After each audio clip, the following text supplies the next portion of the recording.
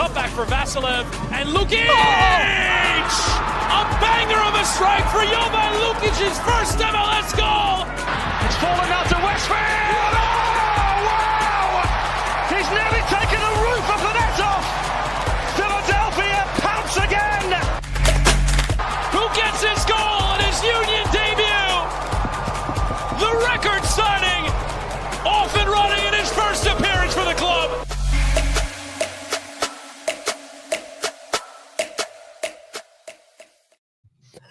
Hello and welcome to the Free Kick Podcast. My name is Todd.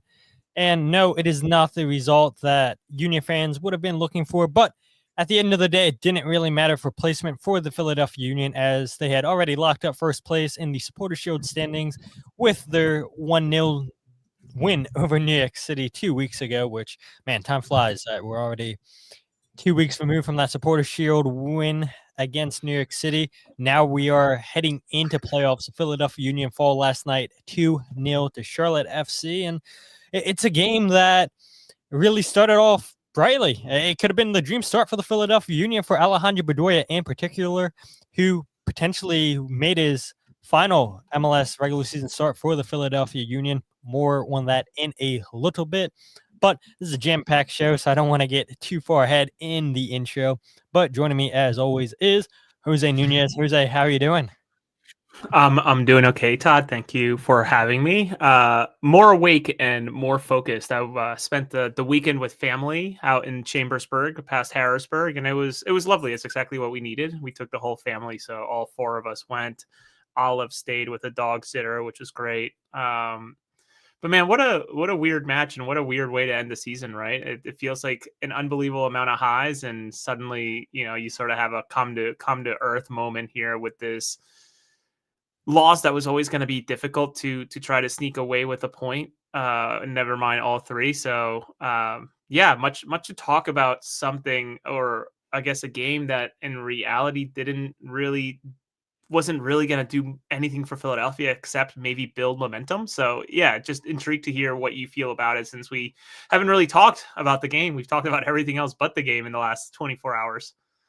Yeah, absolutely. I think it's a game that Union fans, I feel like, at least reading stuff online, feel pretty indifferent about. It's a game, yeah, obviously the Union coming into this game were building momentum, 3-game winning streak, and obviously that gets snapped with this loss to Charlotte. And yeah, I do wonder. I do believe the Union went for it. I mean, the lineup would tell you that, and I know you and I will get into that here in a little bit, Jose, because I think you and I have a little bit of a differing opinion on the lineup. One thing I would mention is we've only seen the Union go on a 2-game losing streak twice this season. And so this is only a 1-game losing streak. And now the playoffs are a whole new beast. You play the best of 3 and everything. But, if history is anything to go by, usually after the Union lose a game, or at worst 2, which never happens, they go on a pretty big undefeated streak, sometimes a big winning streak. And so if history is anything to go by, this could potentially be exactly what the Philadelphia Union want. You get that loss, and now you just go on this big undefeated streak, and we'll see if that's exactly what the Union do here come playoff time. But like I said, it's a jam-packed show for Jose and I tonight. A whole bunch of news topics since we last talked to you guys 2 weeks ago, and then we'll obviously get into our thoughts on the game. But without further ado, let's get straight into the news.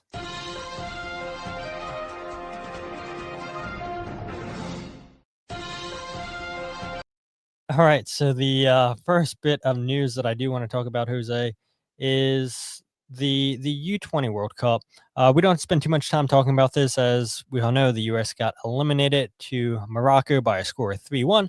But this is relevant for Union fans. This is relevant in the Union fandom because Frankie Westfield's performance, and I would argue a very, very strong U20 performance. And for people who maybe didn't know who Frankie Westfield was, he definitely put himself out there on the biggest stage, finishing the U20 World Cup, making 4 appearances, all 4 starts, playing 360 minutes, 1 goal, 1 assist.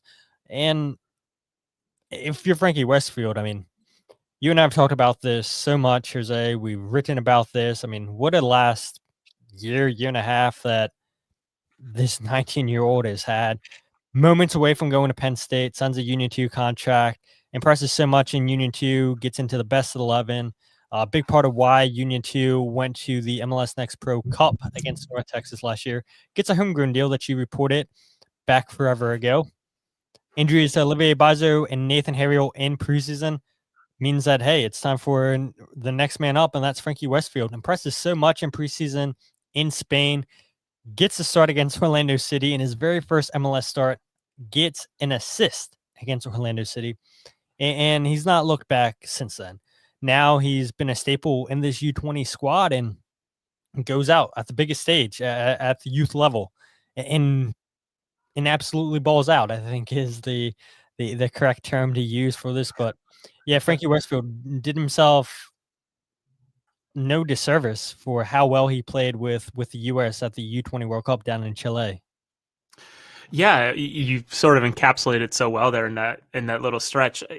Literally, as I understand it, 48 hours, 2 days away from shipping off to Penn State to be a college ball player, instead goes about it with the Union 2 to follow his development, or I guess expand his development, and just sort of took the job by the throat, right? And hasn't let go since. What's also interesting is that his international start with the U.S. was just as an injury reserve replacement, like just an injury replacement that had the opportunity to go down to Chile and what was it, like, I guess October camp 2024 or so.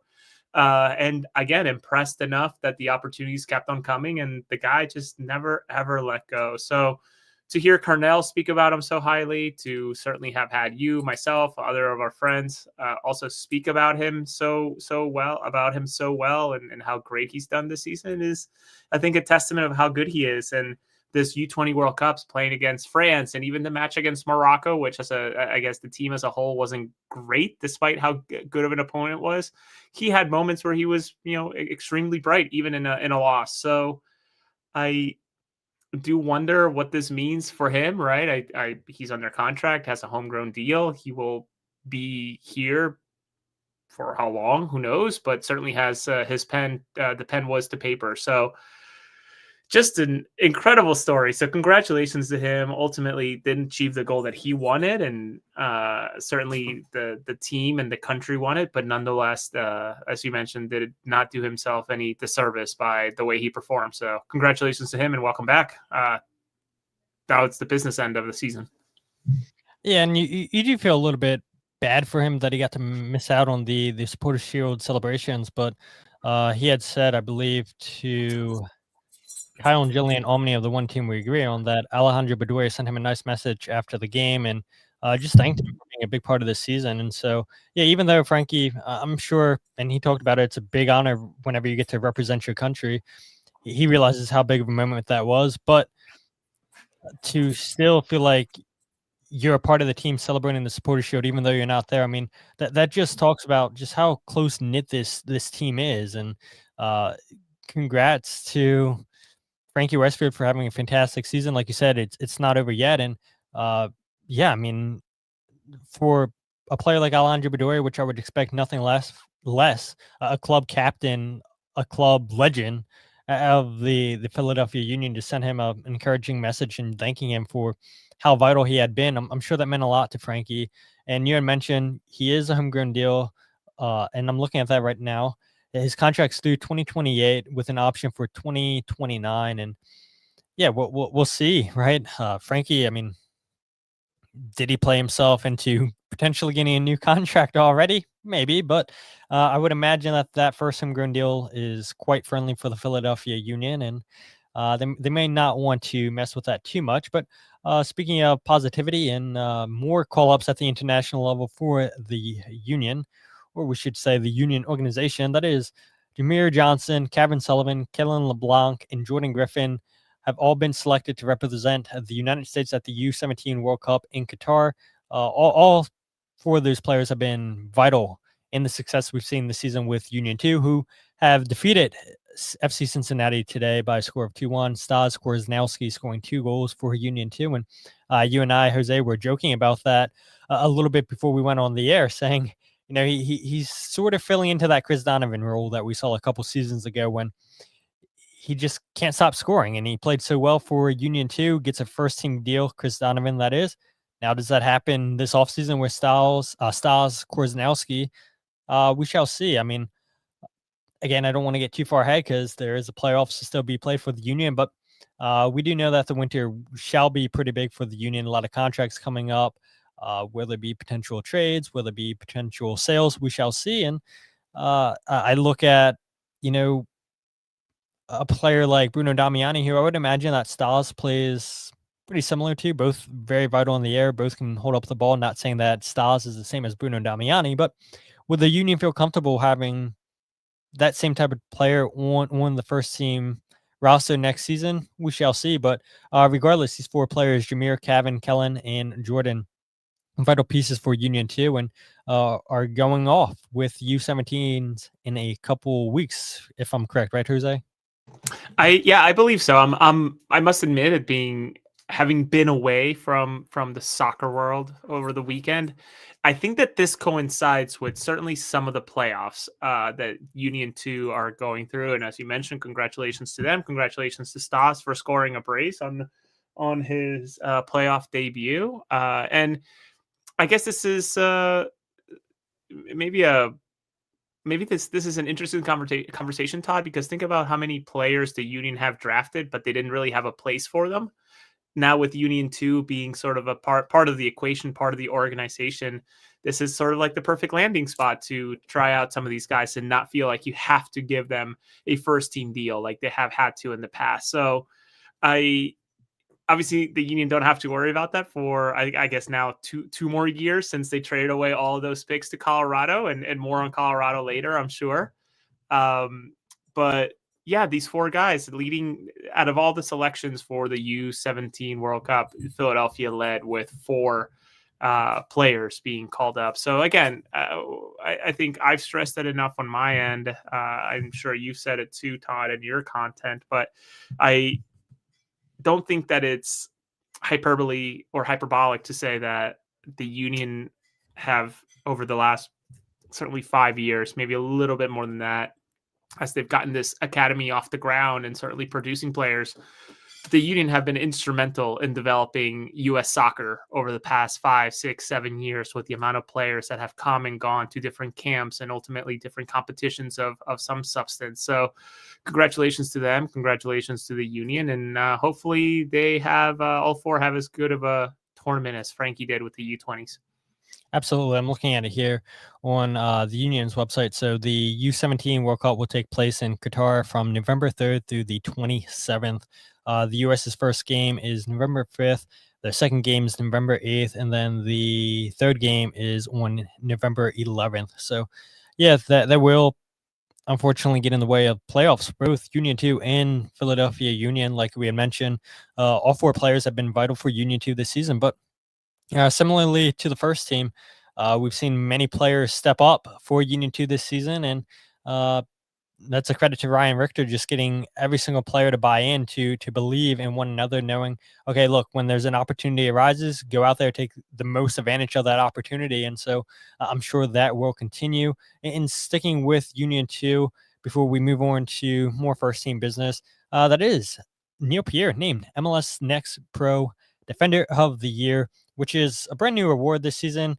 It's never been created until this year, and Neil's been a vital player for the Union, and it's nice to see him get recognition. He got selected into the best 11 this season for MLS Next Pro as well. But yeah, we've seen Neil step up and score some vital goals this season for Union 2. He's made 20 appearances, 20 starts, 4 goals, and 1,652 minutes. He's also helped contribute to 4 clean sheets in his appearances for Union 2 and 19 clearances. And yeah, I mean, there's a guy last season, Jose, you had done so well just getting as much video out on Neil Pierre and stressing just how vital he would be for the Union if they could get a homegrown deal done. We know that he had training stints over in Germany with Borussia Mönchengladbach, and the Union do eventually sign him to a homegrown deal. And yeah, there had been moments this season where fans had wanted to see Neil come on and play a little bit more than he did. He did eventually make his debut in that 7-0 defeat to Vancouver. It feels like a couple weeks ago, but truth be told, it's about a month ago now. And I think that just speaks volumes to Bradley Carnell. He's not going to go out and hand out debuts. I think he said, as candy, it's earned. And in a game when you're getting slaughtered that much, yeah, what better time to give you MLS experience than away on turf in Vancouver? And yeah, I mean, an unbelievable season that Neil's had this season with Union 2. It's going to continue in the playoffs now that Union 2 have defeated FC Cincinnati 2-1 today. But yeah, Neil Pierre, well deserved, I would say, right, Jose?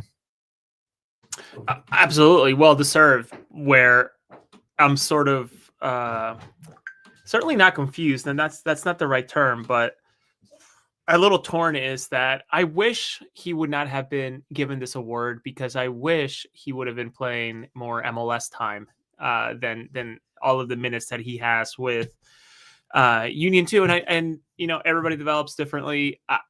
I just know that the ceiling on this kid, whatever you want to call it, is just unbelievable. And I mentioned it on social media to somebody when the award was announced, which I find it weird that they're still creating awards for this league. Like, how is this not an award that was already set from like year one, right? It seems like such an easy one to sort of say, okay, this is the 5 things that we're focusing on. I could have sworn that this was going to be the year that Neil was going to break into the first team, right? In terms of maybe being a substitute for Owethu, or Owethu gets in trouble with yellow cards or a red card, and he comes in for a match here and there, the way that maybe Andrew Rick did once Oliver started sort of stumbling last year in his development and his play. But that obviously never happened, and ultimately he goes ahead and plays as much as he did with the Union 2. So a big year for the Pierre brothers, come to think of it, with Nelson scoring his first MLS goal with Vancouver, as well as at one point being the leading scorer in MLS Next Pro, and now his brother Neil with Philadelphia earning this accolade and just having a great season, and certainly continuing to be sort of one of the top prospects within the organization. Though, at what point do you drop the prospect part if they have a first team deal? That's a good question. It's got to be a games limit, I would imagine. Once you play a certain amount of games in MLS, I feel like you should no longer be considered a prospect, which I think maybe coincides with the players that are on. I don't know how closely you pay attention to the top 100 prospects in MLB, Jose, but you have some guys on that top 100 list that have played multiple MLB games, and I'm like, how can they be considered a top prospect when they've played over 50 MLB games? But I don't know. Maybe MLS should take a page out of MLB's book and follow what they do for their top prospects and everything, where, okay, you play a certain amount of games and then you're off that list, because it's like, by the time you get that many at-bats and everything, you're no longer considered a prospect, or you shouldn't be, because now you have the MLB experience. Not as much as I would say most players on that roster, but yeah, I mean, you have a significant amount of roster experience if you're playing weekly, multiple games. So I don't know. I think it's a good question. There should probably be a game limit, and once you hit that, then yeah, you get the prospect tag taken off of you. But yeah, regardless, I mean, congrats to Neil Pierre for earning this, and also big congrats to Quinn Sullivan, Oluwetu Makanya, Frankie Westfield. Again, I guess this goes to your points. How long can you say prospects? I think certainly you and I wouldn't say Quinn Sullivan's a prospect. Makanya, I don't think is a prospect anymore. Frankie Westfield's not a prospect anymore either. I believe those two guys have played more than enough games this season. But when you look at the first game against Orlando City, yeah, absolutely, Makanya and Westfield, I think, would be considered prospects. But when they've played over 20 games each this season and have been vital pieces to that back line, to a stout Philadelphia Union defense, yeah, they shouldn't be considered prospects anymore. But yeah, happy to see all 3 of these guys get listed in MLS's 22 under 22 list. Quinn Sullivan at 6, Makanya at 13, Frankie Westfield at 18. And one name that's missing from there is Cavan Sullivan, which I saw he was around like 24, 25, I think, just missed the cut. But yeah, the people who had a vote in this list, they did right. They did right, not going off of potential, going off of what you actually did for me. And maybe you can make the argument that maybe Frankie Westfield should have been higher than 18. Maybe Makanya should have been higher than 13. But regardless, to see the Union get three representatives on this list, the most out of any MLS team, huge honor for the organization and these three players as well. Massive. And it's great to see, right? I mean, some of these names are just incredible. Obed Vargas, Alex Freeman, Toklomati, I'm intrigued about, because if I recall correctly, Frankie Westfield shut the hell down out of that guy in the playoffs last year of MLS Next Pro. So that was interesting. I mean, there's some serious ballers. To see Quinn Sullivan right next to David Martinez from LAFC, he's a baller with Venezuela too. Luca Bombino. So I don't, maybe this is, a covering the Union bias of mine, but, I think Obwethu could be climbing up a little bit. I think Quinn's in the right spot, but certainly Frankie needing to be a lot higher in my opinion. But then again, I personally didn't get a vote, and that's okay. I'm not asking for one.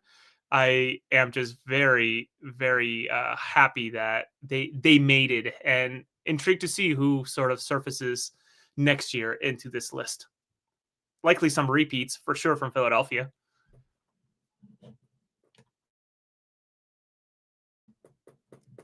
You are muted, Todd. I was. Yeah, I mean, you would imagine the Union get representation in this list next season. And I was looking at this, and it took me a little bit to find the list, since 2010 is when MLS started the under 22, under 22. Back then in 2010 through 2028, it was the 24 under 24, and then they switched it in 2018 and it became the 22 under 22. But for Union fans that may not be aware, and I am aware that a lot of people in this fandom are pretty new the last couple of years, and so some of these names that I go and roll off the top of my tongue, they might say who, but back in 2010, the Union had three representatives, with Roger Torres at 24, phenomenal player for the Union. Jack McInerney at 22, Danny Mwanga at number 5. 2011, you had Jack McInerney at 23, Roger Torres at 22, Danny Mwanga at 9. In 2022, you had Freddie Adu at 19, and then at 18, you had Shannon Williams. In 2013, you had at number 8, Amobi Akugu. Number 4, Jack McInerney. 2014, at 13, you had Amobi Akugo. 2016, you had at number 6, Keegan Rosenberry. 2018, this was a really good team. 22, Derek Jones. 21, Mark McKenzie. 10, Austin Trusty. Derek Jones was a very, very highly thought of prospect coming out of the academy. Didn't hit the height that, pundits, local media people thought that he was going to hit. And I know he's been around MLS a little bit. Then 2019, you had 16, Mark McKenzie. 7, Brendan Aronson. 2020, you had Mark McKenzie at 3, Brendan Aronson at 1.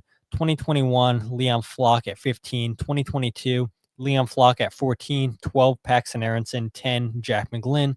2023, Jack McGlynn at 7. And then last year, yes, we had Cavan Sullivan at 18, Quinn at 8, and then 3, Jack McGlynn. But yeah, the Union have done well since 2010, making the list of the players being listed, missing only 2 seasons. And so, like you had said, Jose, once this list is done next year, I would expect more Union representation on here. Will they have 3 again? Will they go back down to 1? Will they go to 2? We shall see. I would imagine Cavan Sullivan probably gets back on this list next year. I would imagine he plays more minutes for the Union. But yeah, I would be intrigued with more players. Would Neil Pierre crack on this list? Would CJ Olney crack on this list? We shall see. Did the Union go out in the offseason and sign a player that's under 22 and he cracks this list? We shall see. But yeah, I love when MLS does this, recognizes young talent, and to see the Union just be consistent year in, year out, speaks highly of the organization. Yeah, I do see this comment. Bruce sort of took it out of my brain. No Andrew Rick, which is, I think, totally fair considering, he's played what I guess this season 14 appearances, 15 appearances off the top of my head. Certainly didn't crack 20, I don't think. Correct me if I'm wrong. But I think depending on what happens next year, right? What does the transition period looks like between Andre Blake and Andrew Rick? Maybe that's the way that he gets in. But I think someone like Chris Brady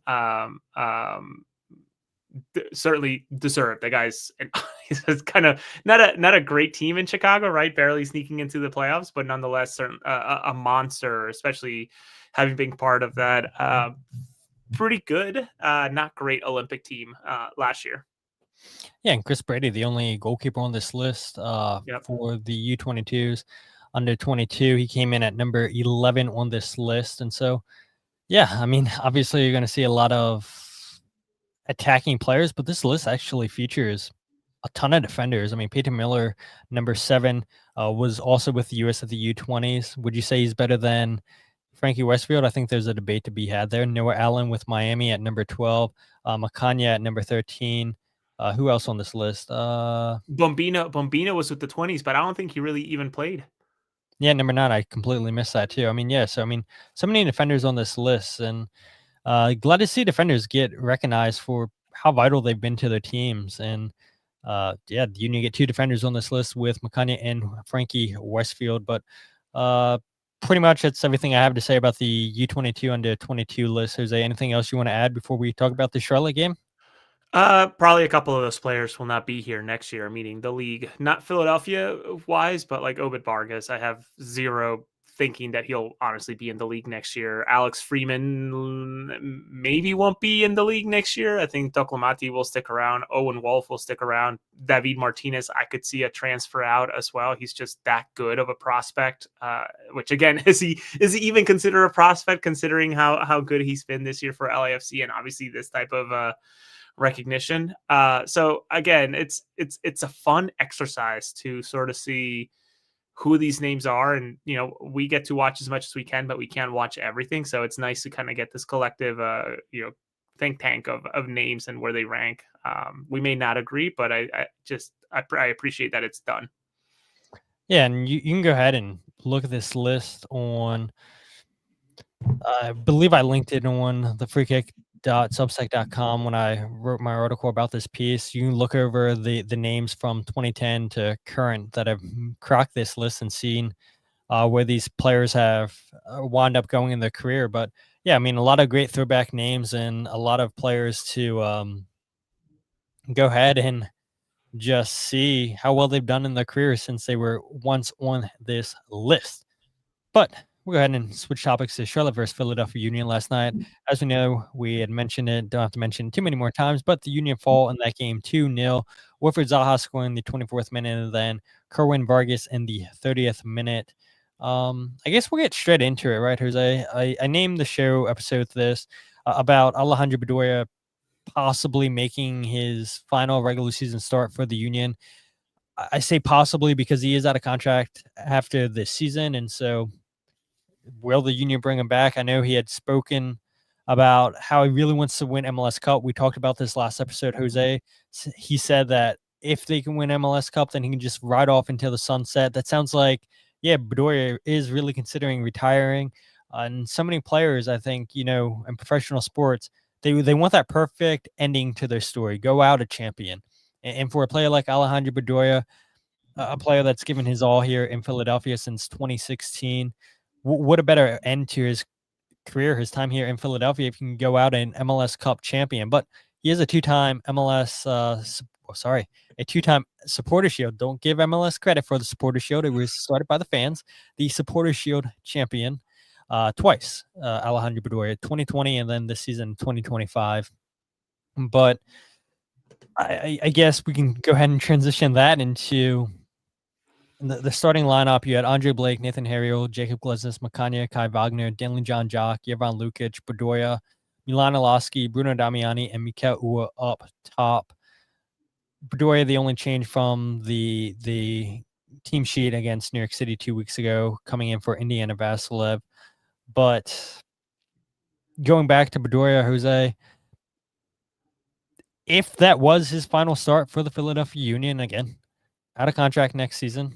Told us in the locker room, he wants to ride off to the sunset if he can win MLS Cup. Sounds like he's considering retirement. Don't want to put words in his mouth, but that's what it sounds like to me. 24 appearances this season for the Union in MLS, 9 starts, 1 goal, 1 assist in 740 minutes this season. His performance last night against Charlotte. Are you asking? Are you gonna do a? I thought you're gonna. Yeah, I thought you're gonna do the. I thought you're gonna do the soundbite. Not good. I was like, whoa, that's kind of harsh. But okay. No. I think it was a good start. I think it really was a good start. 45 minutes for Bedoya. Has that chance in the 37th, 38th second of the game. Also has a chance in the 27th minute. I mean, it's crazy. Bedoya could have 2 goals in the first half, and unfortunately, not able to put the ball in the back of the net on either one of those chances. Yeah, that first one was a belter. That's for sure. I actually was sitting at a stadium bleacher watching while we were with family, and my cousin's kid was playing football, and I was in the stands watching soccer, which is kind of comical, just on my phone watching it. Listen, I think it was a perfectly fine performance for Bedoya. And to your point of, is this sort of the end for him? Is this meaning that the final regular season start? Correct me if I'm wrong, Todd, but last year at this point in the season, we had already talked or heard from Bedoya, I should say, multiple times about statistically how impactful he'd been, how good he's been with or how good the team has been while he's on the field versus when he's not. I guess that's called plus and minuses, right? In basketball, he was like really laying it on at this point last year. So it's interesting that that sort of thing hasn't happened. And certainly the comments that he made during the Supporter Shield celebrations, which is, I think, when we got those quotes, or someone got the quotes out of him, how, maybe I'm putting words in his mouth here, but he said something like, "I'm tired, man. I just want to win this and ride it to the sunset," or something along those lines. Is we played the soundbite last week. We played it last week. Okay. So listen to the last week's episode, people, if you want to hear his comments. Yeah, so I think this might have been it. I don't in terms of regular season performances, I think he would love to start every single match in the playoffs. Obviously, that's not likely to happen in terms of now, the matches count more than ever in this season. I guess US Open Cup as well. But yeah, I'm happy that he got that last start. I almost wish he would have played longer, to be completely honest with you, but I know that turf is difficult out in Charlotte, and I know a good friend of the show, Mark Kelkenberg, was there watching, and yeah, he could have had 2 goals and probably done a little more damage with an assist here and there. So perfectly fine start, but I'm eager to chat with you about the starting lineup, because I could have sworn there was going to be more rotation to it, and maybe I'm still thinking in the Jim Curtin life or the way of life of 60 minutes is basically a whole match for some of these guys, right? When it comes to minutes and in terms of the toll on their bodies, where did Danley really need to play 78? Why didn't he come off at, the 55th, 60th minute, that type of thing? Why did Kai really even play that entire match? Why not bring in, Mbaizo and cobble together a lineup? So eager to hear your thoughts on it all. I think you're probably far happier with it than I am. Yeah, I saw you commenting on people, and you might have put your own post out there saying that you had hoped for rotation. If you were the coach, you would have rotated the squad.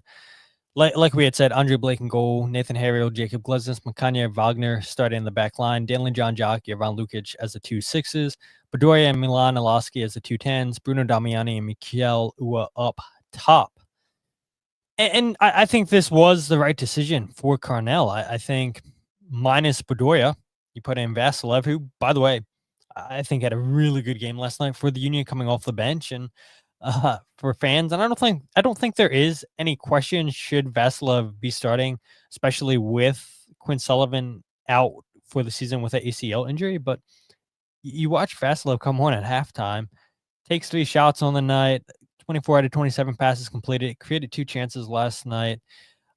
We know what he brings defensively for the Union, recovering balls, tackling, all that jazz. but he's a player that's just so smart, right? And attacking the space. And so many times on this podcast, I've complained about, oh, he's too slow. He slows down the play and everything. He holds on to the ball too long. But he is a smart, clever player. He knows the spaces, the half spaces to attack and everything. He always seems to find himself in the right position at the right time. And I do think that was a smart substitution, bringing on Indy at halftime. He did bring new energy to this team, and we'll get into the second half performance compared to the first half. Not a difference, in my opinion, for the Union.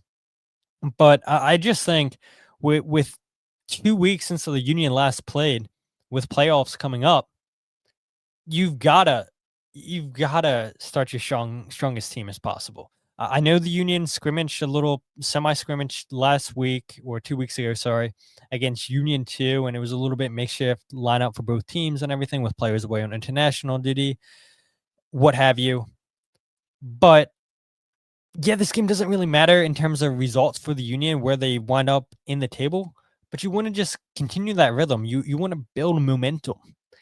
And I think that's exactly what you got. And you saw more positivity from the Union, more attacking opportunities in the second half than you did the first. And so because of that, I think this was good man management by Bradley Carnell, going with his best starting 11 minus Indiana Vasilov. And I do believe this will probably be the starting 11, the first game, whether it be against Chicago or Orlando City, for all those who are unaware. And the Union's first playoff game against either one of those teams will be next Sunday at 5:30 p.m., which we could even get into that. Jose, are you happy with the playoff game being on Sunday? I know we have a topic later on who we would rather see the Union face, Orlando City or Chicago, so maybe we save that for that. But yeah, I think for me, the biggest thing was getting your best 11 out there, getting them the minutes, and getting them back into a rhythm as the meaningful games of the playoff start here in a week. I totally get that, but I think I also come with the camp of, Danley played a hell of a lot during the international break. Frankie Westfield was in the World Cup with the U20s, played an awful lot too, right? Out of the 5 possible matches, he played a full 4 against good competition too, in terms of Morocco and France, and just putting some extra minutes on those legs. I just don't know if turf is the right place to do something like this too, right?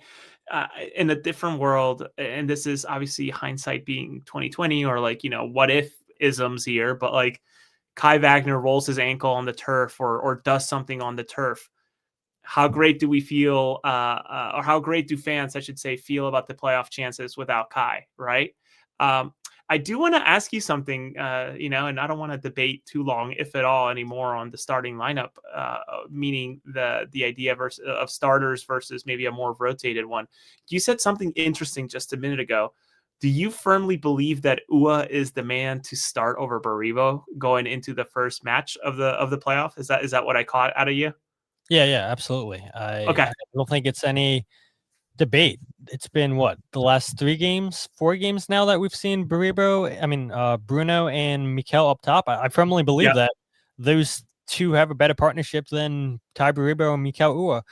I felt bad for Mikel getting pulled at the half. I thought maybe he should have been given more minutes, but maybe, like you had said, Jose, maybe the turf plays into a factor. You give him 45 minutes, because it was so interesting last night. They were almost playing Mikel Ua as a left winger. He was playing pretty wide last night, where you leave Damiani inside the 18-yard box, where he is at his best, where he can win those headers, when he can hold up play with his physicality. And so there was a couple times when you would see the Union build good attacks down the left-hand side, and a lot of that was coming from Mikel Ua.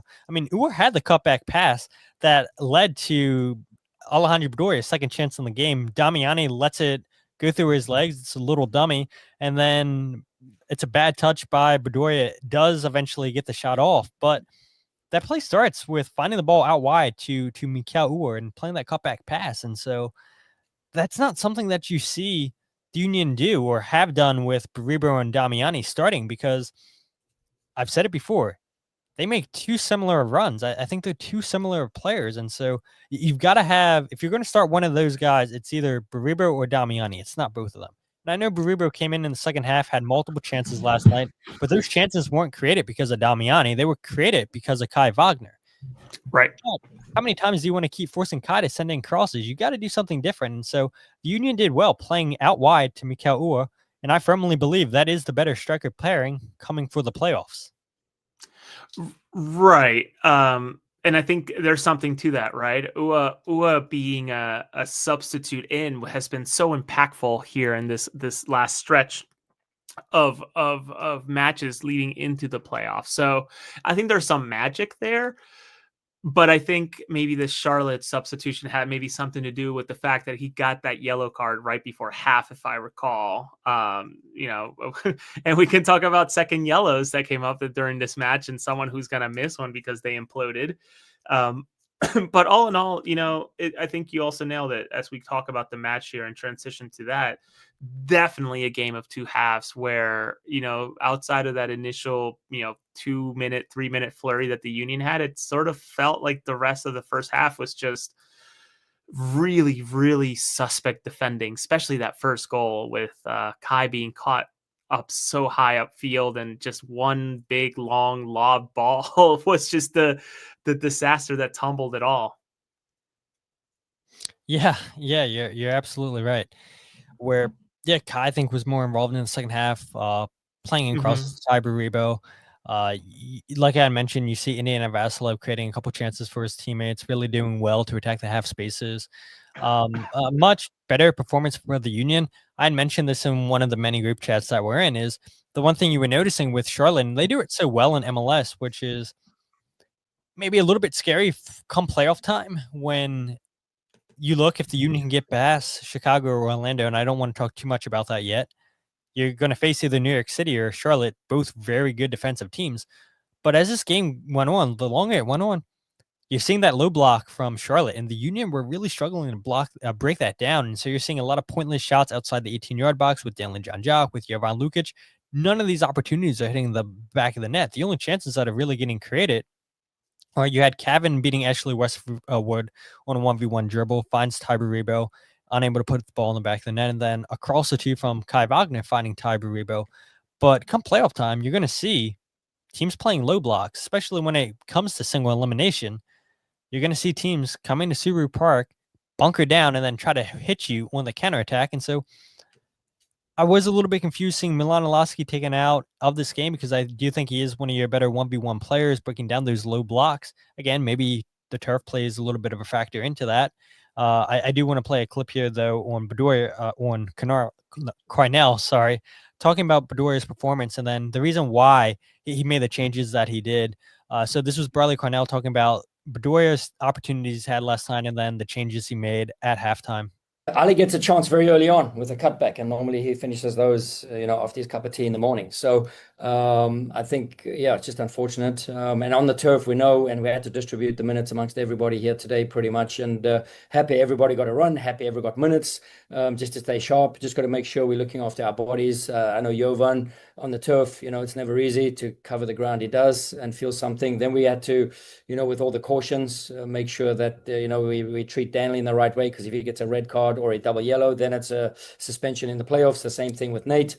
So we strategically had to then makeshift a couple of things. So, I think with a second half performance like that, I was really proud of that, and it's good momentum going into the playoffs. Now, to your point, Jose, why does Danley go 78 minutes when he's already on a yellow card? Because, yes, I think Jesus Bueno can come in and do a job, but the preferred partnership, and I think the fan base would say the same thing, is you would rather see Danley and Jovan out there as opposed to Jovan and Jesus Bueno. No offense to Jesus, but we know how vital that Danley and Jovan have been to this team this season. The Union are where they're at because of those two in the middle of the field. So why you allow him to go 78 minutes when he's already on a yellow card? That's a lot of trust and belief that Carnell has that he won't get sent off like Wilfred Zaha did, which we can get into that now. I mean, so dumb by Zaha. To slap away Jesus Bueno's hand, and then he slaps him across the face. I don't know if he made that much contact. I do think Jesus Bueno sold it a little bit. Sure. It was enough to get him a second yellow card. You knew exactly what the Union wanted to do. And Bradley Carnell even said, and we'll play it a little bit later, he believes Zaha should have been sent off earlier in this game. He does eventually get sent off, but yeah, 78 minutes for Danley to be out there on a yellow card. It's a lot of trust that Bradley had in him. Yeah, and I think it's quite obvious that the connection, mental connection, whatever it may be, whatever you want to call it, between Jovan, Danley, and Carnell is just so strong, right? I think they can kind of just look at each other, likely can just look at each other, and they know exactly what Carnell wants, right? And what the game plan's supposed to be and how to adjust, etc. So not much to add there. An unbelievable amount of trust solely based on that comment. That just unreal that he let him do that. Play 78 minutes on that yellow against a team like Charlotte that ultimately tempers flared, right? And then going into the Zaha thing, it's amazing. I posted the clip on social media, and sort of just so much talent, such an unbelievable talent in this league. For sure, one of the best players on his day, but such an impulsive creature that just can get baited and just rages out like someone said something wrong about his mother by baiting him. Like it's an unbelievable turn of events there, in such a meaningless game. 2-0, 90th minute, 91st minute, I can't remember, is that when it was 90th, yeah, whatever. Yeah, 90th minute, just an unbelievable mistake. And what's comical to me about this whole thing, and it's not even the hit, it's more of people defending him about this situation, saying that it's part of his game, it's part of the person he is. And that all may be true. It absolutely adds an edge to him. It adds a sense of, what a hothead he is and what an X factor he is. That may be true, but it's also true that that moment, that action could have just costed Charlotte their very first playoff game in this season, this postseason, and potentially their way to advance. They lost Pep Biel due to injury. Did they really need to lose Wilfried Zaha as well? No, of course not. They didn't need to, but he made a choice. And I guess the question is, when do we get the Snapchat apology? Yeah, I saw some people saying that on social media. This is a good point though by Jazz. He said he swung at his head in front of Penso. Contact doesn't matter, all about the intention. That's a good point. Sure. Right? Even if he doesn't make contact with Jesus, it's still the intention to go and make the effort at a player's head. And so even if he doesn't make that much contact, yeah, I think Jazz has a point that because he does it in front of the referee, because he makes a swipe for his head, I think that's enough to warrant a second yellow card.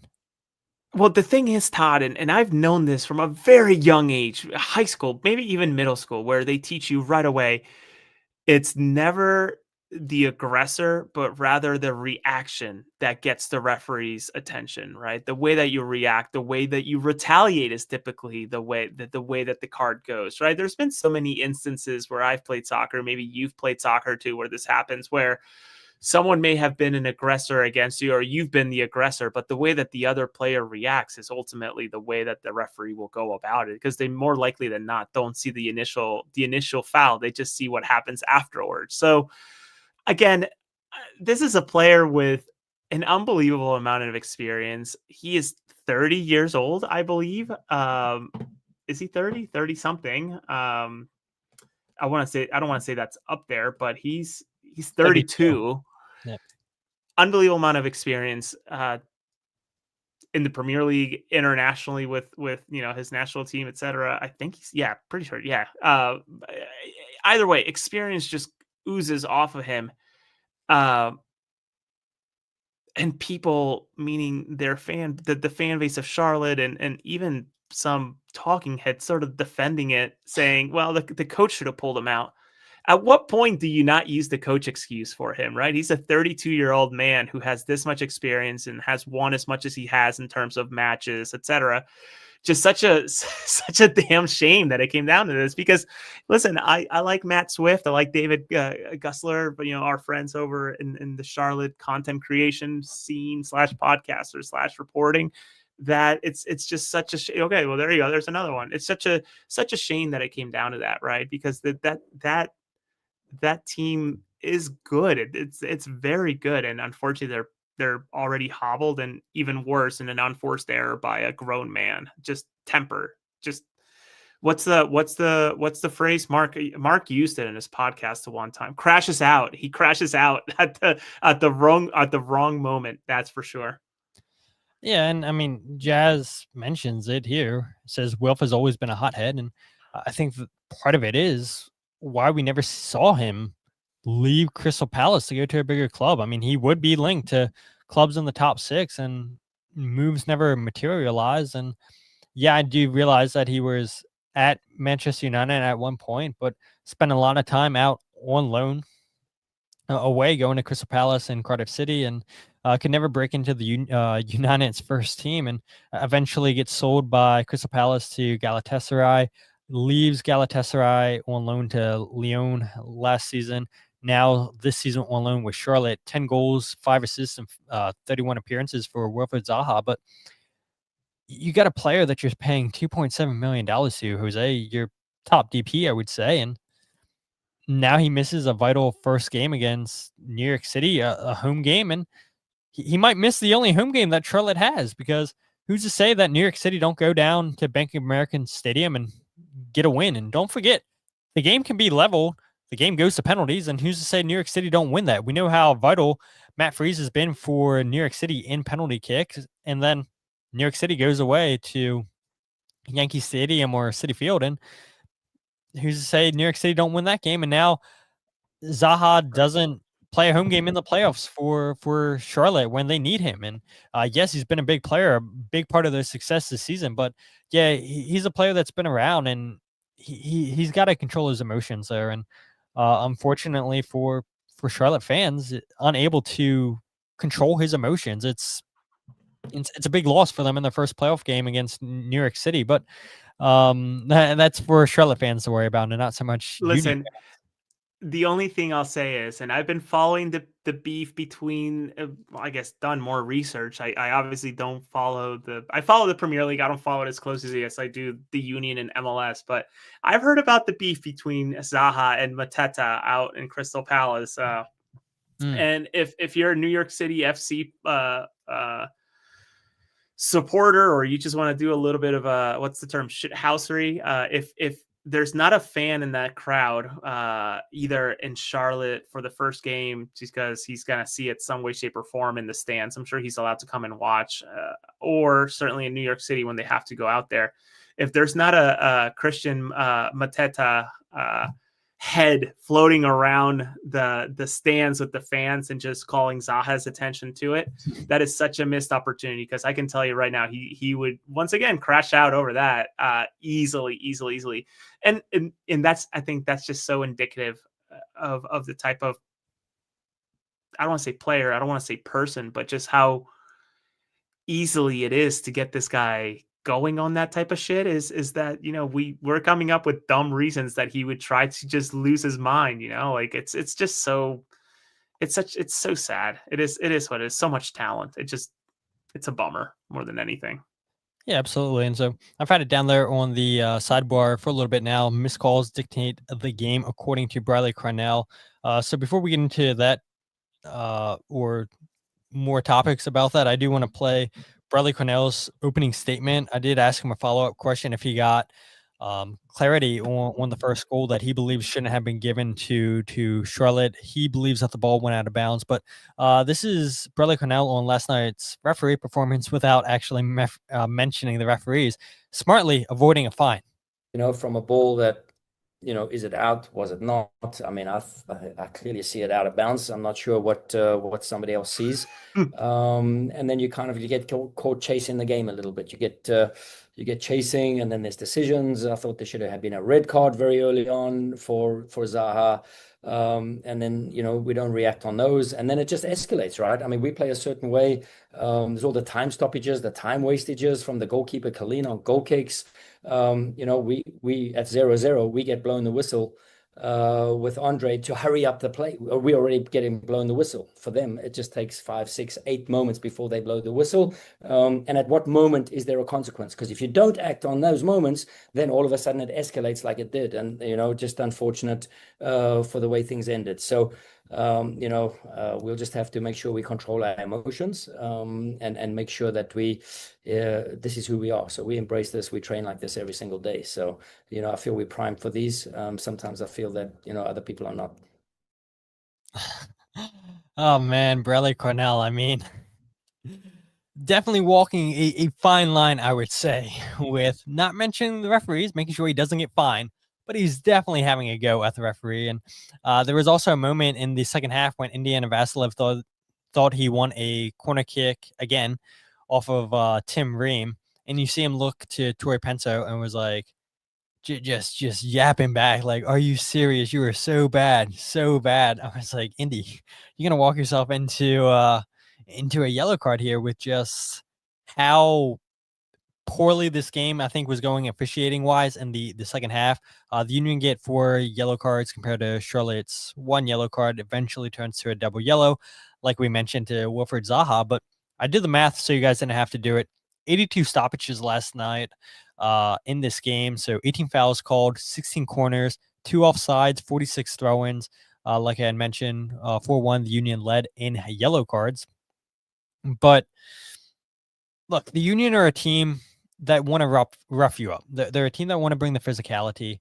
So I'm not saying that, the throw-ins, the amount of fouls, I think 16 fouls isn't, or 18 fouls, sorry, I feel like isn't a lot of fouls called in this game. But I think Carnell's biggest issue there was just Kalina time wasting. And this is something I didn't see during the broadcast. Maybe if you're there in the stadium, you can see Andre Blake getting the warning, but they didn't show, or at least I didn't notice it in the Apple broadcast. I don't recall Denny Higginbottom or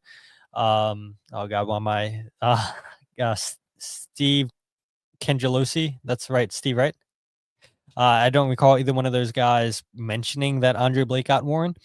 So yeah, I mean, I think that's probably Bradley Carnell's biggest gripe there is Kalina's time wasting, and Andre Blake, they're already blowing the whistle when the game's tied 0-0. So I thought it was interesting hearing Bradley Carnell saying that, he believes that first goal shouldn't have counted. He believes that the ball went out of bounds. That's why you see Kai Wagner and Makanya called out of position.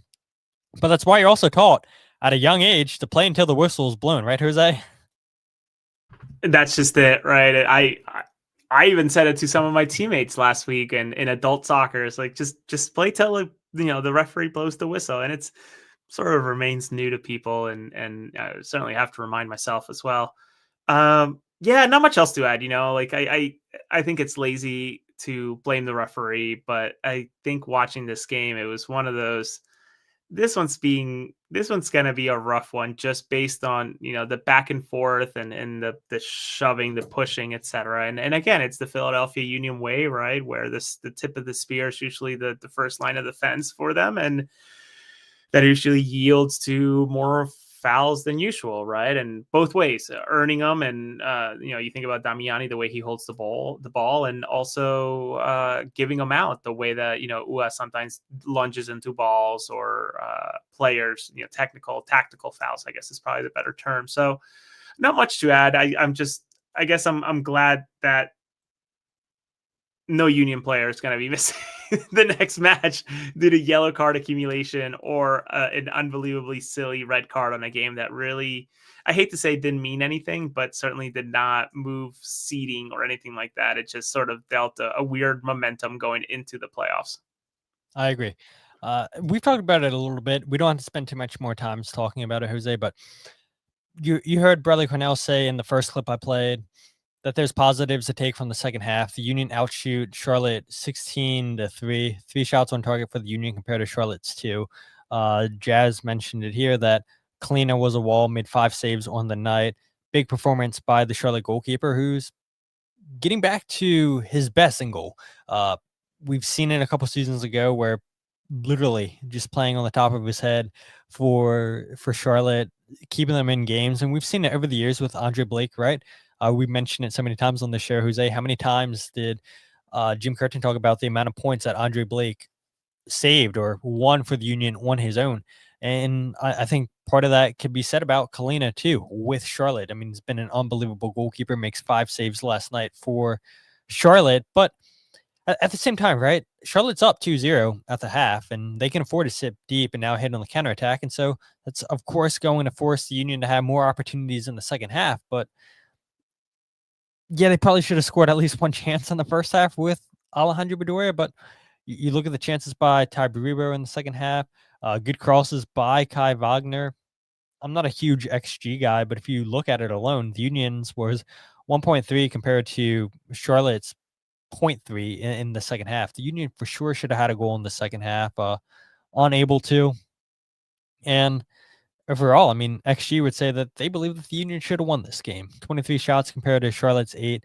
Union missed those 2 big chances with Bedoya, but positives to take away. Like I mentioned, Indiana Vassila brings a new energy to this team. Baribo comes off the bench, has 1 or 2 pretty decent chances in the second half. And good to see the Kai Wagner, Ty Baribo connection.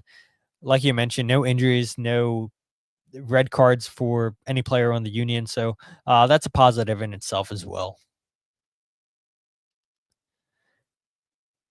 Oh, you muted. Uh-oh. Yeah. Hotkey to unmute.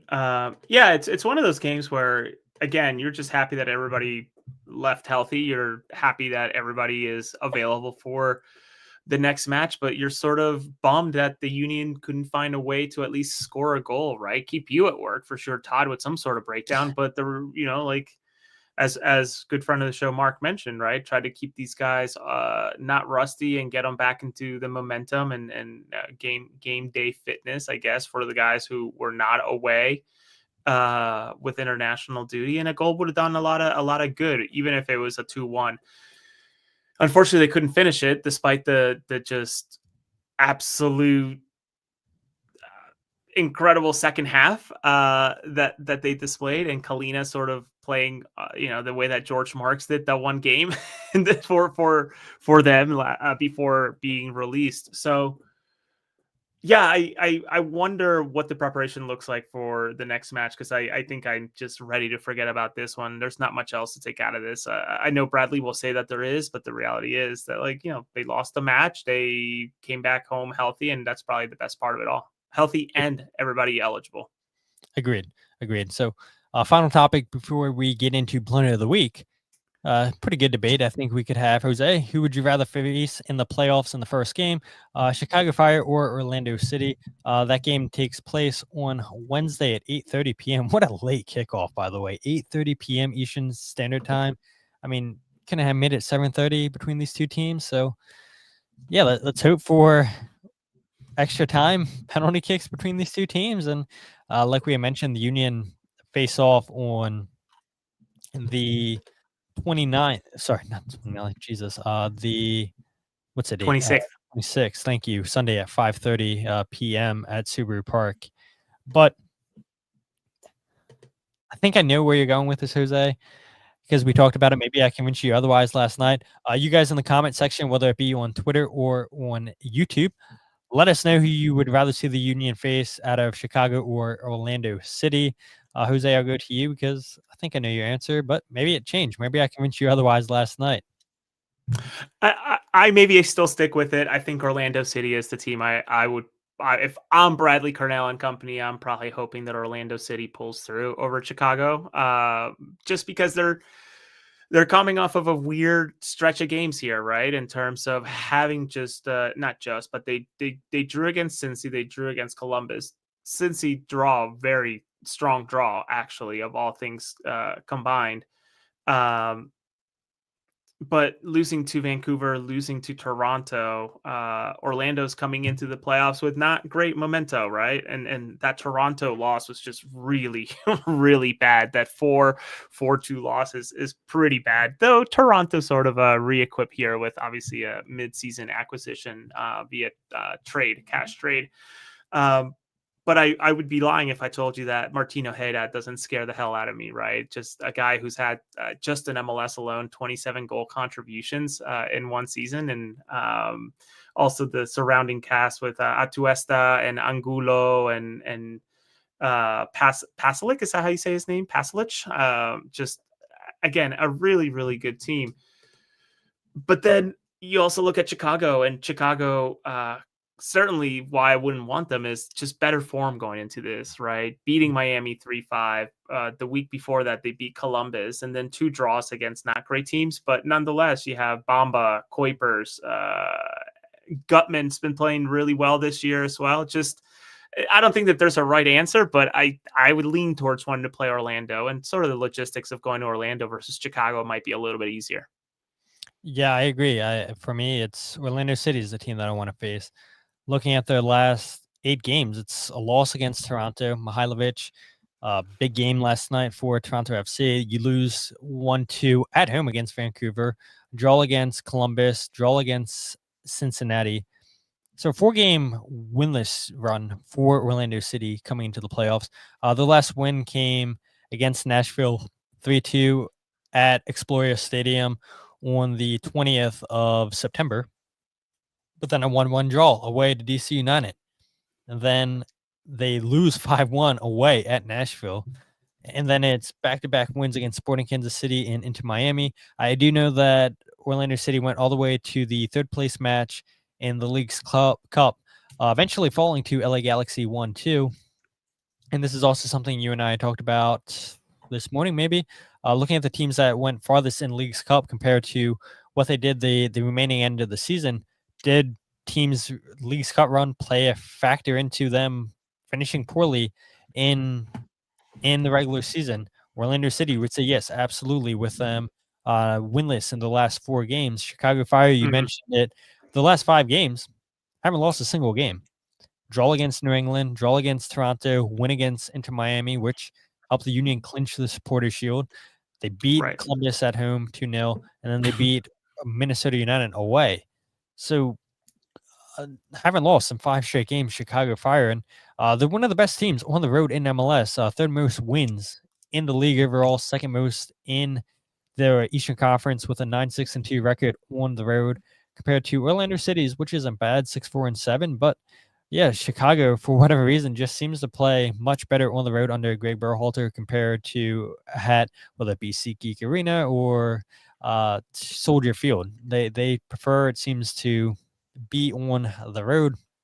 I do know the Union beat Chicago a couple weeks ago, or I don't know, a couple months ago, 4-0 at Subaru Park, which was a little bit of a shocker in my opinion, knowing that Chicago's been one of the best teams on the road. You go all the way at the beginning of the season, a 0-0 draw against Orlando City.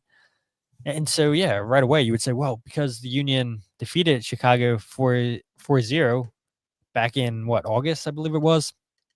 Yeah, it was early on.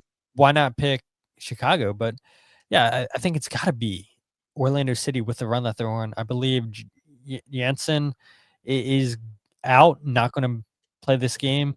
Mark Kelkenberg mentions Orlando without Gerbert now, their defensive midfielder from Clemson. And yeah, I still think Pasalic, I think Duncan McGuire, Luis Muriel, Martin Ojeda, great attackers. Just like you mentioned, the attackers for Chicago with Bamba, with Zinkonakul, with Kuipers. It's an impressive front 3 for Chicago as well. But I think this is the right side of the bracket if you're the Union. Sorry, people, if you're watching the live stream, this is hard to see. The winner of the Chicago-Orlando game will go and face the Union. The winner of that match will play either Charlotte or New York City.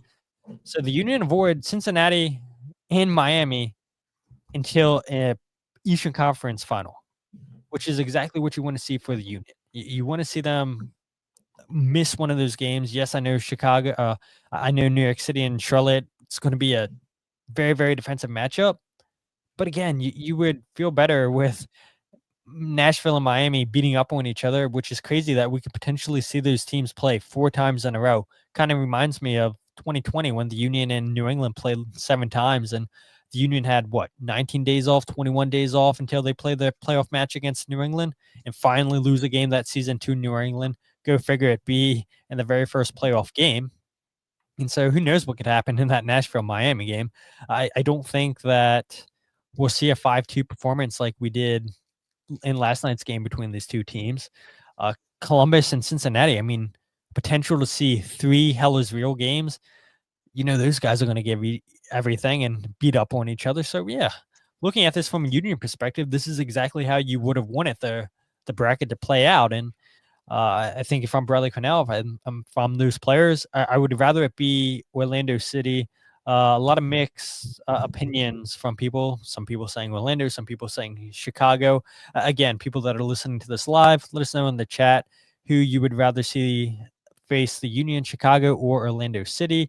You guys listening back on the RSS feed, comment back who you would rather see as well. Appreciate reading those comments, even though you guys aren't listening to the podcast live. But yeah, regardless, I mean, see the Union in the playoffs again. We mentioned that game, first game for the Union, October 26th, Sunday at 5:30 at Subaru Park. The game's also going to be on Fox Sports 1. So only the second time this season, Jose, that the Union have been on Fox Sports. You got to go all the way back to the DC United game, I believe it was. Maybe it wasn't. Wasn't it DC United? I thought it Nashville, right? It was Nashville. Was it Nashville? Was that the one? Yeah, that's when I was flying. That's pretty sure. Yeah, that was a day game because I remember flying and my flight was delayed, and I remember watching Quinn miss the PK. I think that was it was Nashville. Yep. Yes, and that's where we had Glesnes give up a penalty because he challenged the ball in the air for a header, and somehow that was a penalty kick. So I'm actually kind of excited for a 5:00 start on a Sunday. I wish it was a 5:00 start on a Saturday instead of a Sunday, selfishly. But I don't know, man. I'm genuinely excited for the playoffs. You take the Union piece aside of what we do in terms of covering, etc. But this bracket, if you can just pull it up one more time, sorry to get you here. This is just so much fun to watch, even if you're a neutral for a lot of these matchups. To watch Cincinnati and Columbus battle each other for at the very least 2 matches. Never mind. On the West, you get to see Portland and Real Salt Lake sort of battle it out this Wednesday, and then potentially a rematch where Portland just lost to San Diego 4-0. That's fun.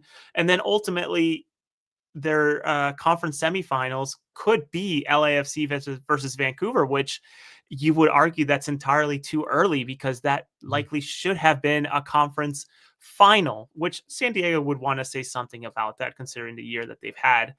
And then you have dark horses all throughout. Minnesota, I don't think anybody wants to play against Minnesota in a best of 3. So Seattle, good luck. And nobody wants to go to Seattle because Lumen Field is crazy, even on a regular match day. I've been there in person and I've experienced it. It's bananas. So there's just, I know I clown on this format. I know you've had your thoughts on this format, especially this best of 3 start, but it is certainly, there's a feeling that it's dragged out. There's a feeling that it gets stale. Matches don't matter, right? Like if you're losing 4-0 at half, what's the point, right? It counts as a single victory, not an aggregate score, pool players. But there's something to be said about getting to watch this much soccer. The players will say differently. The coaches would say differently as well. The athletic trainers will certainly have a different opinion about all of the soccer, especially when you have turf involved and cold weather. But for the fans, for us in the media, it's just so much fun to watch. And I'm intrigued to see what happens with my MLS coverage. I haven't gotten any assignments yet that, the playoffs are out. But nonetheless, it seems like this is going to be a really, really fun stretch because it's like a month and a half of playoffs worth of soccer, even with the breaks in between. It's just a lot to watch. So I'm very excited about how interesting this is all going to get. Yeah, that's me hyping up the format. I appreciate it. And I think Apple will be sending you a check in the mail here soon, Jose, because we all know Apple wanted more playoffs. They wanted more playoff games. And so you had just got yourself a new iMac. And so we'll see. Maybe Apple can send you a newer iMac than the one that you just got. Unlikely. Unlikely. Want an iPhone?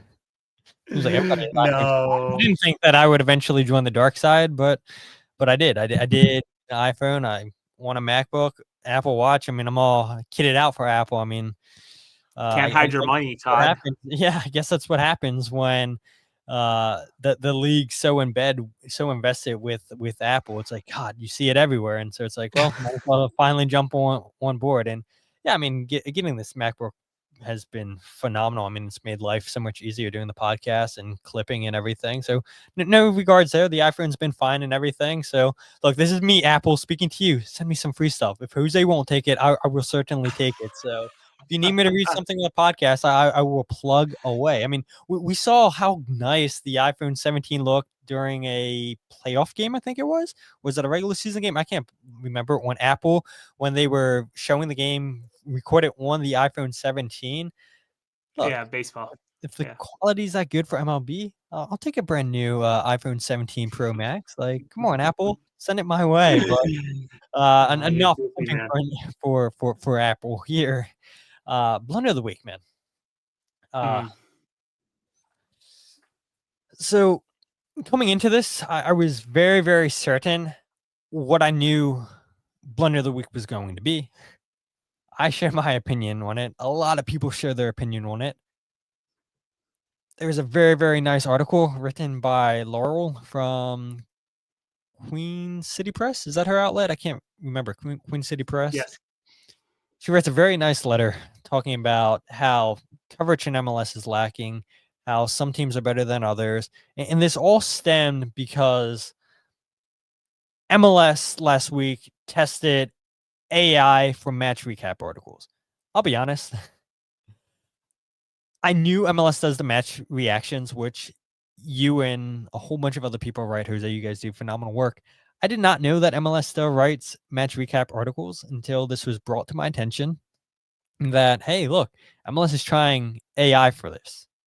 A lot of mistakes in the AI, a lot of humanless emotion. I get everybody be upset about this. I was upset about this because this is taking away potential writers that are looking for a job to write. And now you're being replaced by AI. And that's the world we live in now, right? Is you can't hide from it. AI is here and you got to learn how to adapt to it, embrace to it. And then there are certain things I think AI should be doing, certain things that it shouldn't. Writing is one of those I don't think AI should be doing. So I was very convinced that Blunder of the Week should go to MLS for testing out AI. But then in last night's Colorado Rapids LAFC game, this really, really bothered me. Chris Armas, the head coach for Colorado Rapids, gave a totally unprofessional response to Matt Pollard, the Burgundy wave. And I'll have a lot more to share about the Burgundy wave and Matt Pollard. But it was a simple question asked to Chris Armas about his future at the club. And the way that Chris responds to this is just totally unprofessional. And so for you guys who haven't seen this response in the question on social media in last night's press conference after Colorado Rapids drew against LAFC, probably should have won this game. They gave up a late game tying goal. Now they missed the playoffs because of it. Chris Armas upset, as he should be. But that's still no excuse for this response that he gave to Matt Pollard. Chris, now with the season over and the team not making the playoffs, you've been generally positive. Matt, we didn't make the playoffs. The Colorado Rapids missed the playoffs, yes. Yeah, thank you. Always good to you remind me of this stuff. Yeah, good. Yeah, what you got? With the season ending and now knowing the conclusion of that, where do you think this leaves in terms of your tenure with the club and possibly coming back? Thank you. Well, I'm not sure what you're going to put out there, Matt, because it's always from you guys and what your outlet. It's always negative. It's always poking holes in the team. It's attacking the coaching. I'm not sure where you're going to go with what you do. You do what you do, and not sure many people read it, but I don't appreciate all the negativity you've given us over the months and even, quite honestly, the few years. So have fun with this one that we didn't make the playoffs. But, yeah, my future with the team, listen, it's fresh, just ended. We'll have discussions with leadership and continue some discussions. That's all I can say for now. Just totally uncalled for. So totally uncalled for from Chris Armas, whose contract's up after the end of the season. And so because of that, I mean, nobody can debate, right? That is a great contender for Blunder of the Week. Not good. Yeah, not good. No, not good at all. And where to start? Burgundy Wave, Matt Pollard. Look, I went out to Colorado 2 years ago. If I'm not mistaken, Jose, you've also been to Dick's Sporting Goods Park. You went for a Leagues Cup game, I believe it was. I went for an MLS game between Colorado and the Philadelphia Union. And that press box was dead. One of the deadest I have been around in MLS. I know deadest isn't a word. But to go after Matt Pollard, Burgundy Wave, the most consistent coverage of the Colorado Rapids for years and years and years. To go after him for a simple question, a real good, honest question to ask, and to flip out on him like that and say, "Oh no, you give bad coverage. You're always bashing the team. You're bashing me. Blah blah blah blah." Well, look, I saw this before we came on the podcast, Jose, before we went live. Somebody had shared this article from September 12th from Matt Pollard. Says, Chris Armas has been a shining example of how to coach the Rapids from a human perspective. He has been a great person to interview and get to know throughout the season and continues to be a great person. Posted on September 12th, 2025. What about that is negative, Jose? What about that is negative? Nothing. The fact that, wait, can you pull that up again? The fact that they use great persons twice in the same sentence. Yeah. I'm being a total dork, but no, I listen, go on. I have thoughts about this. Just let it all out. Look, there's people I know in the Rapids organization that I want to do well. I want to succeed. I like their jerseys. I like Dick's Sporting Goods Park. Sure. But there are some people in the organization that I think are long overdue that shouldn't have jobs anymore in that organization. I think Chris Armas just lucks into jobs. I don't think he should have a head coaching job in MLS, go back to being an assistant coach, whatever it may be. I saw there was people on social media talking about, oh, well, he used to be an assistant coach at Manchester United. So yeah, that means it's going to be a great fit in MLS. No, not at all, man. I mean, being an assistant coach under Ralph Ragnick, I believe Manchester United are still in the dark days. He lucked into that assistant spot at Manchester United because Ragnick being involved with the Red Bull system, with Armas being involved in the Red Bull system. And what has he done? What has he done that's been positive for Colorado Rapids? They make the playoffs last year, but then they absolutely implode in the second half of the season and miss the playoffs. And so the only journalist, the only outlet that is consistent, that isn't counting the Denver Post, you have those comments to say to Matt Pollard. If I was the Colorado organization, I would be reaching out, and maybe they have. I would be reaching out to Matt Pollard. I would be reaching out to Burgundy Wave and offering an apology, because an organization that gets barely any media coverage, let alone your big outlets. I mean, you have the Denver Post, but that's it. Nobody else in that town. The radio host, which, look, we know the fight in Philadelphia. We want the radio people talking more about the Union when they do those stupid Twitter polls. They never list the Union as an option. People want them to talk about them on the radio. The Union have a partnership with 97.5, but they refuse to talk about them on the radio. So we get that fight of having the local stations, whether it be the news or the radio, wanting them to cover the team. They do not get that in Colorado. And so the only outlet that you get, everybody that's doing this as a second job, freelance, and you treat your most consistent outlet, your most consistent beat reporter this way, just totally unexcusable. That's everything I have, Jose. Yeah, I I often, and I think you appreciate this about me, Todd, or at least you've led on to tell me as much, is that I always try to see both sides of the equation here, right? In terms of where's Chris coming from, Matt's perspective, and maybe even a third perspective, us as bystanders, just literally watching it, right? I get that it was an emotional night for Chris. I get that it was honestly probably I think it was a perfectly fine question, even the way it was worded to Chris on, what does your future look like? Obviously, you haven't made the playoffs, etc.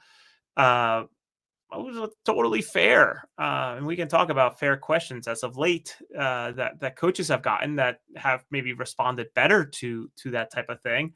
But I continue to lean towards the side of it's a little rich for the leader or one of the leaders of this organization that has been sort of how long what year did Chris start with the Rapids? Was it 2023 or was it 2024? Last year, 2024. Okay, they made the playoffs last year, 50 points, 7th place, right? Now we're also talking about a playoff format that just probably allows way too many teams as you've signaled, Todd, you feel about the playoff format. 23, Go sorry. ahead. 23. 23. Okay. Even better. More. So in 23, they finished 14th place with 27 points. Last year, they finished 7th place with 50 points. And this year, they finished 11th place with 41 points.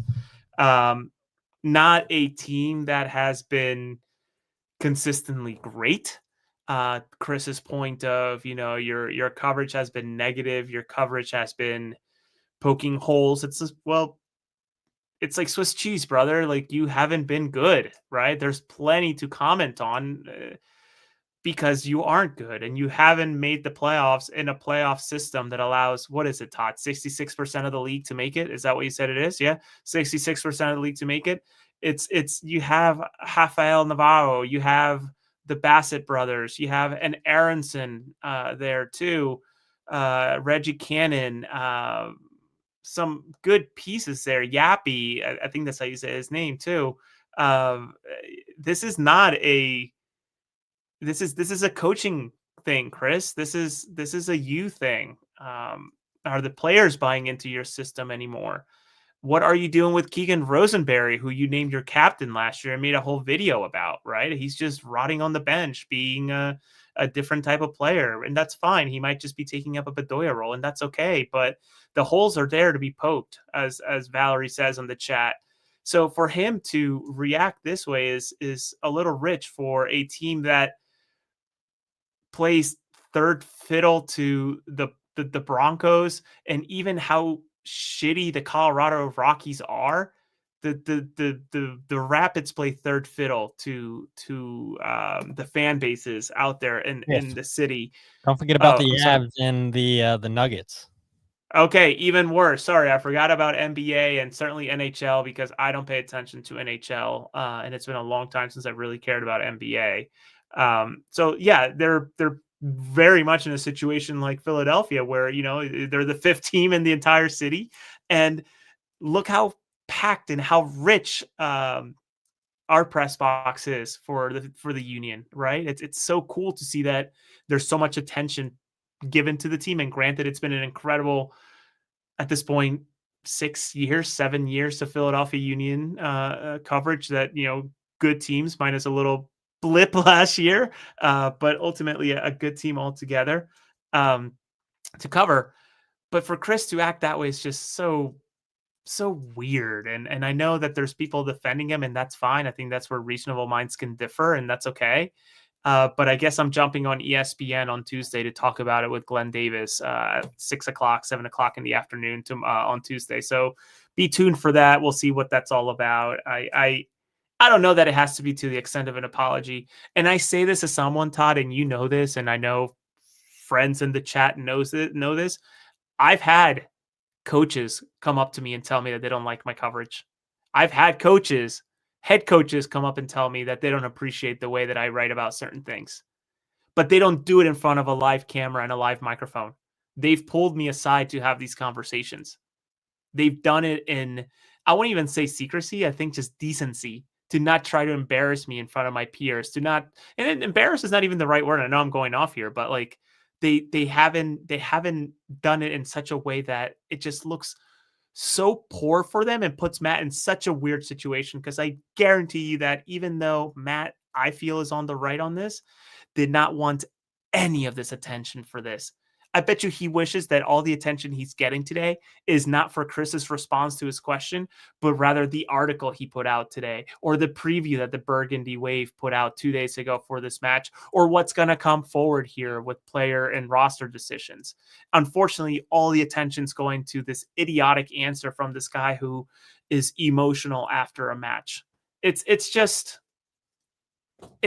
so frustrating to me. You know, it's a guy who, yeah, he might be making money from the Patreon, but the reality is he's probably spending far more money doing it than he is making it. So I don't know, man. I think we talk about how this league sometimes feels like it's too big for its own underwear. And I think this is a perfect example of, you know, this is a reminder that the league still needs to resettle. And I'm all for coaches and people challenging me, challenging you, challenging us as press. That's healthy. Just do it in a healthy way, not in the middle of a press conference with a hot mic. That's where I end on that. Yeah, I agree with you. And one other thing that I was reminded of is in 2026, Denver finally gets their NWSL team, Denver Summit. And I guarantee you they're start to get more fans at their stadium than Colorado Rapids will. I mean, it's an organization that I feel like's been in turmoil for years and years and years, doesn't really have an idea which way they want to go. And then you go out here and you bash. You're leader of the club, Chris Armas, bashes your only local independent coverage that you've had consistently over the years. And again, you and I know this. I mean, people in the chat know this. Majority of people, not only in Philadelphia Union's press box, but all over MLS. A lot of people are doing this as a hobby, as a second job, and there's no money to be made to support a family. Whatever money people get it covers the expenses of travel, of hosting a podcast, hosting a website, whatever the case may be. And then whatever you make from that, a couple $100, maybe $1,000 or so, then you can put in your pocket. It's not much. And so people that are covering these teams, this league, are doing it out of the love and the enjoyment of the game, wanting to grow MLS, wanting to grow the league. And so some of these PR teams, I think they're completely out of line. Some of these head coaches are completely out of line with how they treat the media. And like you said, Jose, to especially go on a hot mic and to do it like Chris Armas did. Because last night, I don't know, and this is the last thing I'll say about this, but last night in the press conference with Carnell, in his opening statement, I know I played about a minute clip. Before he said all that, he thanked all the coverage, all the media that has been there throughout the regular season, telling the stories, showing up week in, week out, asking him questions, whether it be at practice, after games, away games, what have you. He was appreciative of the media telling these stories. Why can't more coaches take a page out of Bradley Carnell's book? And if I'm not mistaken, Chris and Bradley Carnell were at Red Bulls at the same time, right?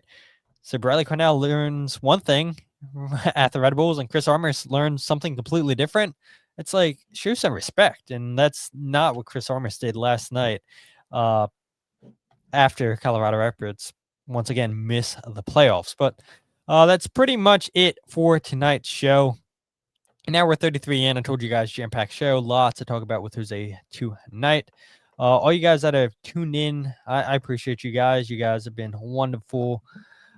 Questions, lots of great comments. And you guys, I tell you guys this every single week, you guys are what makes this show, which, before we go ahead and plug away, I do want to make one comment. I was like, do I want to do this at the beginning of the show? Do I want to do this at the end of the show?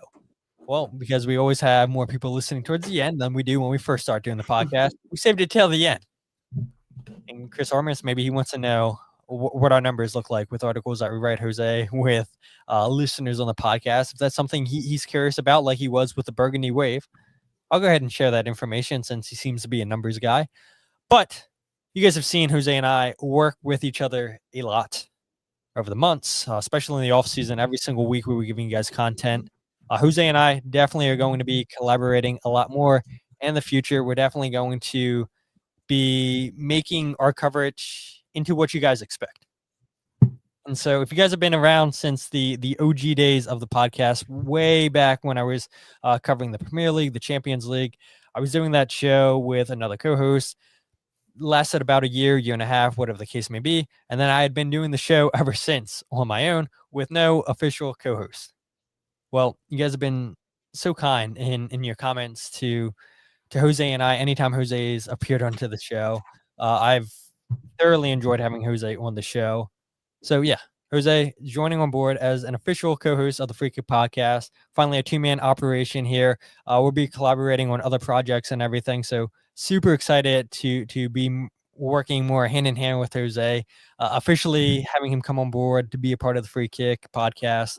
And yeah, I mean, you guys are going to continue to get the same coverage that you got from us on the podcast. We'll see in terms of articles and whatnot that come out. I know Jose is going to be sharing goals breakdown videos, the podcast, what have you, on his Substack. A lot of you guys subscribe to him over there, which I know he's very, very grateful for. But yeah, it's great to finally have another official co-host and somebody that I know that's as passionate about soccer in America, growing the sport in America, passionate about giving the Philadelphia Union the coverage that they deserve. So yeah, really, really excited to have Jose join on board.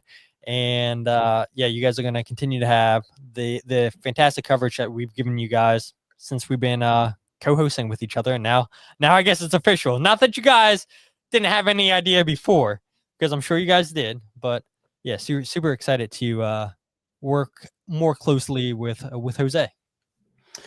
Yeah, and honestly, I don't think that anything's really going to change. I still remain, close with and continue to collaborate on pre and post match shows with Mike, because I love working with Mike. He's the one who brought me into this world. Him and Dave will continue to do that. I think that's where my love, and I continue to work with AAT Sports, will remain. They've given me awesome opportunities, and I'm certainly on board for that. And Mike does a great job in writing and presenting and hosting, so that will continue. I think where this is going to be great is where it's.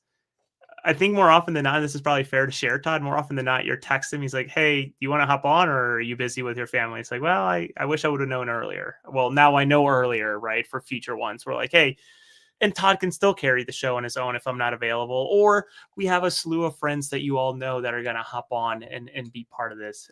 It'll just be more than likely a third chair that joins as we carry out the show. Or frankly, if 3 is too many, 2 is certainly the right amount for company. So I'm excited. I'm excited to get more involved. I think my life is slowing down a little bit now that some of my fall travel is done and I'm going into the winter here and remaining at home. So find myself with maybe a little bit more time to do this later in the evening. So, and again, I don't really know that anything changes, because we did so much in the off season, and certainly have done so much together with AAT Sports, and certainly with you, the one team we agree on, etc. We've just been social butterflies. So for this, it's more kind of like, okay, like the expectation is that I'll be on. And if I'm not, it'll feel like a little rare, if that makes sense, more than just a treat that people get from time to time. Yeah, I think that's a pretty fair way to go ahead and explain it. So now we're 38 minutes into the podcast. You guys know what to expect with Jose and I, but good. I mean, if people aren't following Jose, where can people follow you on social media? At Jose R. Nuñez 91. You can find me there. My Substack's linked on the header, and just I'll plug away while I have the microphone right now. I just put out a piece or a match reaction written by a human on MLSsoccer.com for San Diego taking really giving it to Portland for 4-0 defeat and them clinching the top of the West and a record-setting expansion team season. But certainly trying to pull a little bit of my weight here in terms of maybe getting some last minute chats with folks ahead of the playoffs, and certainly going to do a last check-in with some people ahead of USL playoffs, which are coming thick and fast too. So exciting time to be a soccer fan in the United States. That's for sure. Yeah, absolutely. And if you guys aren't following the podcast on Twitter, Instagram, or Facebook, follow at Free Kick Pod. Wherever you get your podcast, The Free Kick. Make sure you check out the podcast, wherever you get your podcast, The Free Kick. Live on YouTube, every single podcast, youtube.com/Free Kick Pod. We can also find the goals breakdown video. Expect the latest goals breakdown video to be out either late Monday night or first thing Tuesday morning. And check out the Substack for my writing, goals breakdown video, or podcast all in one place, thefreekick.substack.com. Jose and I will try to have a match preview episode out, aiming for Thursday. So hopefully we can get that finalized and everything. And hopefully give you guys a preview game coming in for the first game on Sunday. I just added this QR code. I don't know if people can go ahead and link that and whatnot, but if you take a picture of that, that should link to Jose's article on MLS his website. What is this technology you're pulling out? Holy shit. The San Diego game. I don't know. It's something that StreamYard just added. So hopefully if you guys take a picture of that, it should take you to Jose's article on MLS.com. But yeah, all you guys that have joined an hour, 40 minutes in, we appreciate the interaction. We appreciate you guys. And like I said, hopefully we have an episode out for you guys on Thursday. Record it with a guest that was probably our most recent guest. So hopefully we can go ahead and get that all finalized on Thursday, talking about either Chicago Fire or Orlando City. But until then, my name is Todd, and this is the Free Kick Podcast.